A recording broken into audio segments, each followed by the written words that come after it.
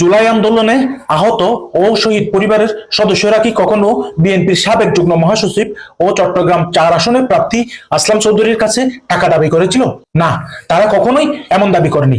তবুও জুলাই বীর সম্মাননা মঞ্চে ডেকে আসলাম চৌধুরীর মেয়ে মেহেরিন আনহার উজমার উদ্যোগে প্রায় ১২০০ জুলাই যোদ্ধা ও শহীদ পরিবারের হাতে প্রতিজন ৫০,০০০ টাকার চেক তুলে দেন আসলাম চৌধুরী নিজেই। কিন্তু ৩ সপ্তাহ পেরিয়ে গেলেও সেই চেক ভাঙাতে গিয়ে হিসাবে টাকা না থাকায় খালি হাতে ব্যাংক থেকে ফিরতে হচ্ছে জুলাই যোদ্ধাদের পরিবারকে।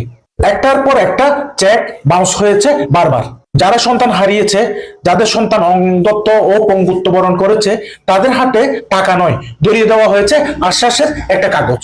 তাহলে প্রশ্ন ওঠে, এটা কি সাহায্য ছিল, নাকি নির্বাচনের আগে জুলাই যোদ্ধাদের নাম ব্যবহার করে রাজনৈতিকভাবে ফায়দা নেওয়ার একটা চেষ্টা ছিল? চেক ধরিয়ে দিয়ে টাকা না দেওয়া এটা সম্মান নয়, এটা সরাসরি প্রতারণা। আমরা এই ঘটনার তীব্র নিন্দা ও প্রতিবাদ জানাচ্ছি এবং অবিলম্বে আসলাম চৌধুরীর কাছ থেকে এই বিষয়ে স্পষ্ট ব্যাখ্যা চাচ্ছি। আর আপনি যদি মনে করেন জুলাই আন্দোলনের শহীদ এবং আহত পরিবারের সম্মান নিয়ে কোনো রাজনীতি করা যাবে না, তাহলে এই ভিডিওটি শেয়ার করুন, চাপ তৈরি হোক, দায়বদ্ধতা আসুক।